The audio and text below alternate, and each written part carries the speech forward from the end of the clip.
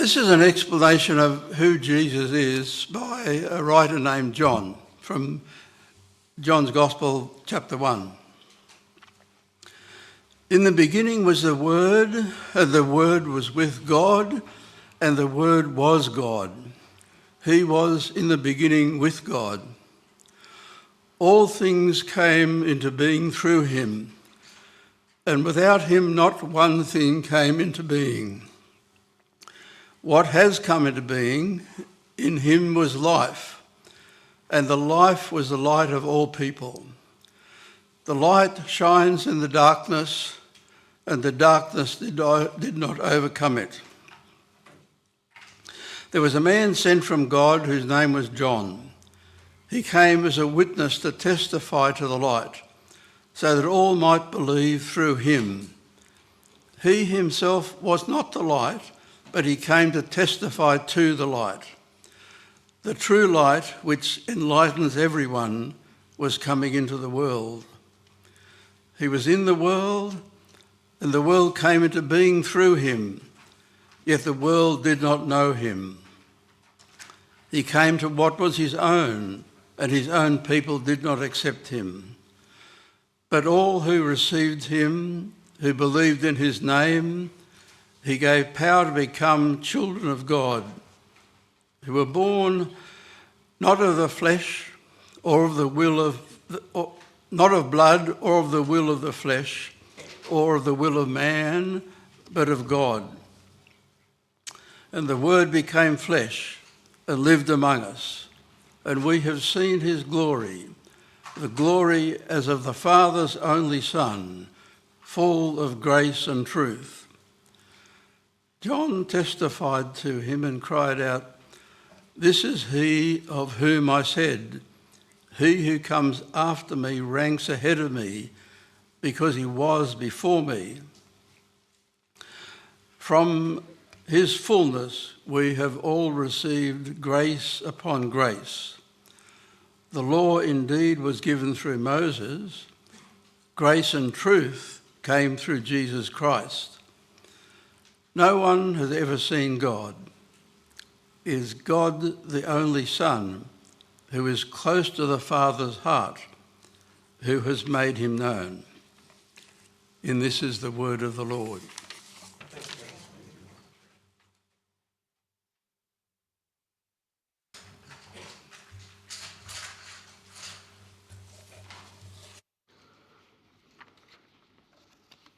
Thanks, John. Rather appropriate. And reading about John, from the book of John, included John the Baptist, triplet of Johns.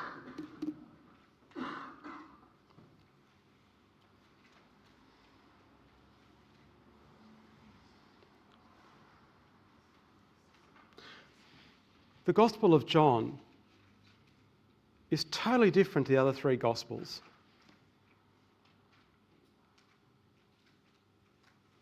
And right from its very first words, it becomes very clear that John is telling a much bigger starting point about Jesus. He doesn't start with Jesus' birth. He starts with this sense of this light that has always shone in the darkness.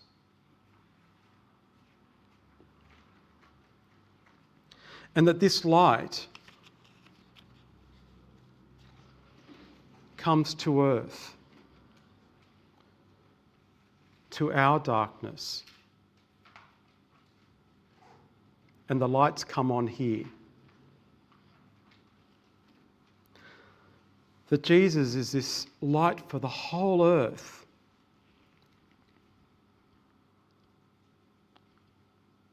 A light that we might be drawn to, and a guiding light that might show us the way.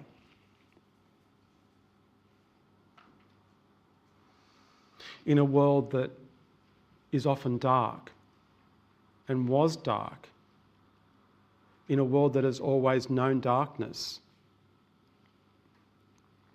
this small light shimmered, glimmered, glowed, and shone.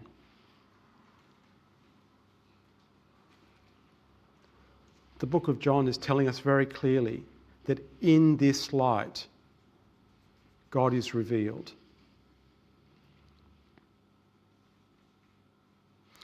I like the book of John. It's a little bit wacky in some parts, but I really like the book of John.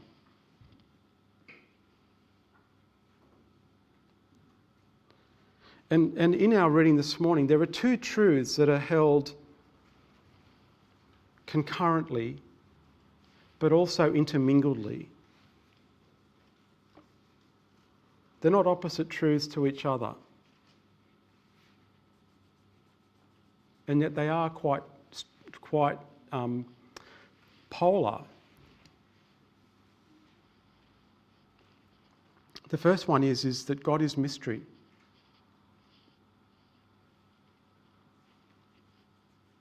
God, and in many ways, even the word God is so limiting. To give God a name is so limiting. And yet we do it week by week, day by day. And I feel it every time that the name, the Lord or God, rolls off my tongue. I always feel like I'm limiting God in some sort of way. Because God is as big as the cosmos. That's one of the truths that John is sharing with us here. That God is vast. That in a sense, God is beyond our timing.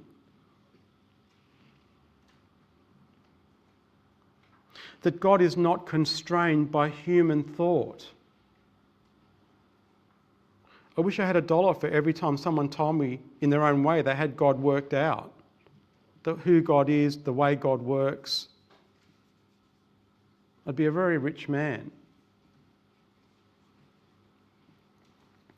But it's very true. There's a truth in this scripture that God is not contained by human thought. We need to grasp that God is vast and big and huge.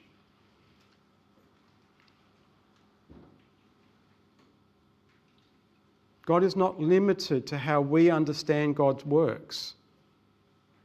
God's not a Rubik's Cube, a puzzle to be worked out.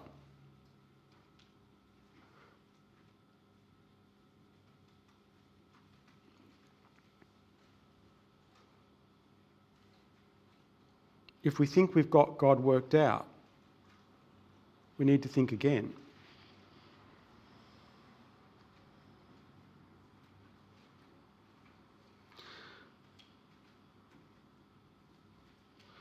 The second thought of John, in the book of John that I really like, this other truth, is that whilst God is mystery, God is also revealed.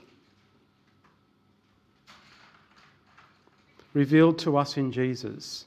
This light that shines in the darkness, which reveals the nature of God, the passion of God, the hope of God, the love of God. Reveals to us God's wide open, accepting arms. And even then, I'm very aware that that's a limiting language, to give God arms.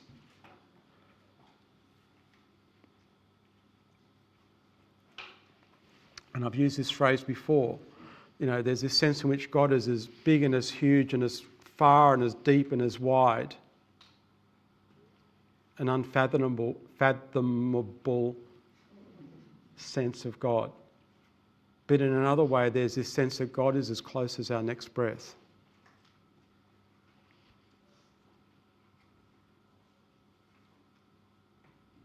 The transcendent and the immanent. Which leads me to ask the question, and it's an open question, I've got my own little list here, but how is God revealed to you? If God is revealed to us in Jesus, and you don't have to, and I'm asking you, how are other ways, or in what ways is God revealed to you? Where do you go when things seem a bit dark, when you seem a bit distant? Where do you turn? What practice do you turn to? Prayer. Yeah, that's on. Yep, good. Prayer. Yes. What are some other thoughts? Where do you, when life really feels kind of a bit closed in, limited, constrained, and just seeking something more, where do you turn? Worship and then asking God to help. Yeah. Yes. Situation, Yeah. So Chrissy's talking about this idea. Like I've got some of my. I like to think that worship is a place like this sense of coming and laying ourselves bare to God, beyond what's expected of us when we turn up on Sunday. Do we lay ourselves bare in front of God, the joys, the highs, the lows, and seek God's presence and guidance in the middle of it all?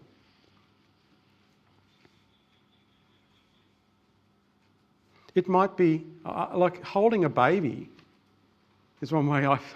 There's this whole sense of new life that's in your arms that reveals, in its own way, reveals God to me. Nature, the crashing of the waves, the mountains, the clean air. It might be other practices around quietness, like meditation. Or it might be singing. It might be that it's someone who you can turn to help you find the right path again. Someone who will meet you with grace and accept you for who you are and listen and walk with.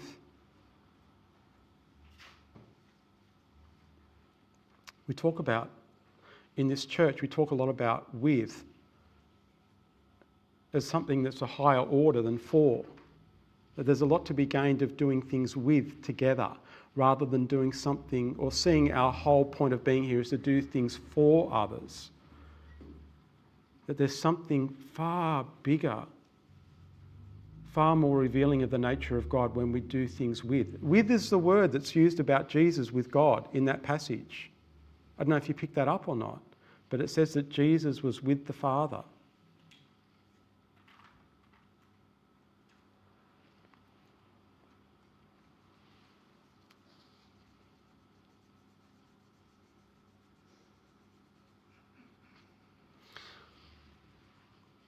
They're all wonderful ways in which God in God's own way reveals part of that mystery to us.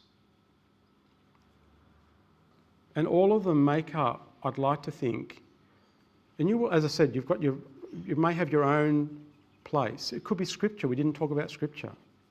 There might be other places where when you seek God revealed, in the middle of darkness, where you go or who you go to. And what John says to us is that if you want the most clear revelation of what the nature of God is, or who God is, or what God is like, that gracious, glorious nature of God,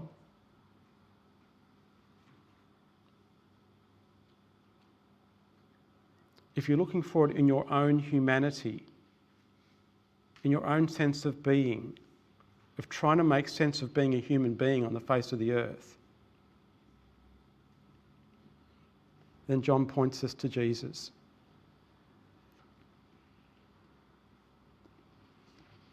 Now there are two kind of things that stand out for me about what John says that Jesus reveals, or what Jesus gives in this revelation. And the first word is life.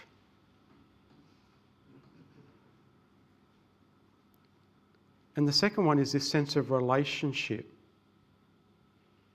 When it comes to the life part of it, John uses the phrase, John's language right through the gospel is about light and life.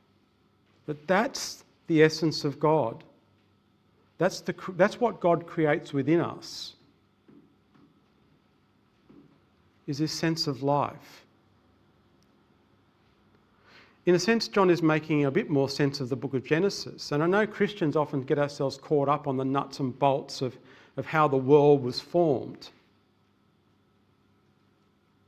But John, I think, is making a theological statement about both Genesis and the book of John. And he's saying that what is created by God is life. Everything that breathes, everything that has movement and life about it has been given that by God.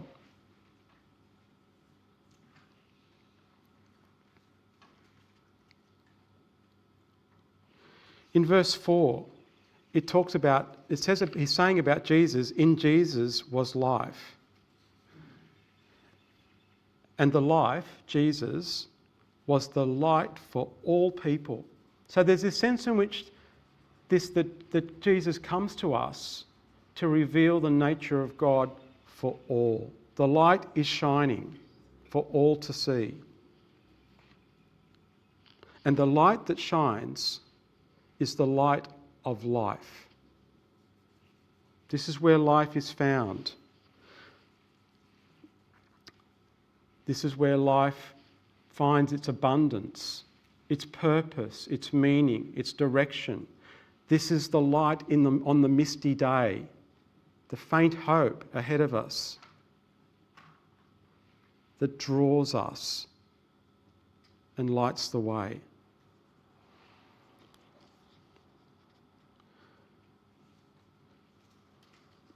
In the passage is this promise of relationship with mystery. As close as we can get to the mystery of God, it will be found when we follow in the way of Jesus.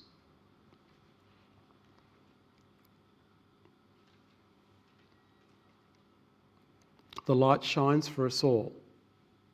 Some of us will choose to be called children of God. That's in the passage. Some of us will make that choice to follow. Now, for those of us who have kids, everyone knows kids meander. Kids go all over the shop. Sometimes things are close, sometimes things are far. Not just in geography, but I mean in terms of presence and you know, that closeness that you experience with your kids.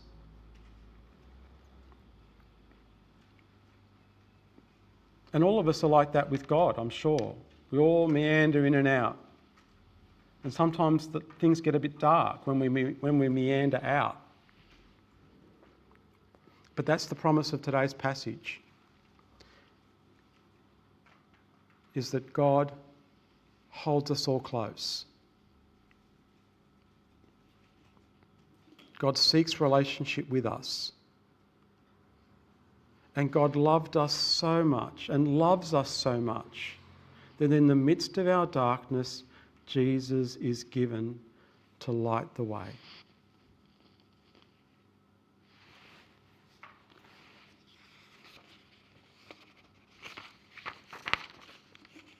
So friends, that's my hope for you today. That wherever life is dark, wherever things seem like you're pushing a load uphill, wherever life is a weight, a burden, a churn,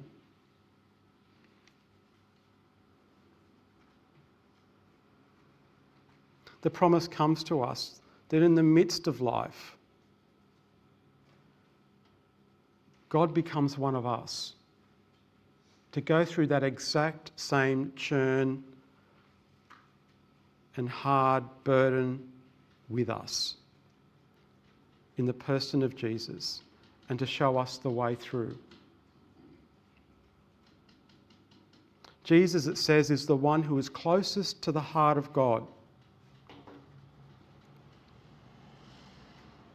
and seeks to be close to the heart of you and I. Friends, the lights are on. Life is found here in Jesus. You are found. I am found. Hallelujah.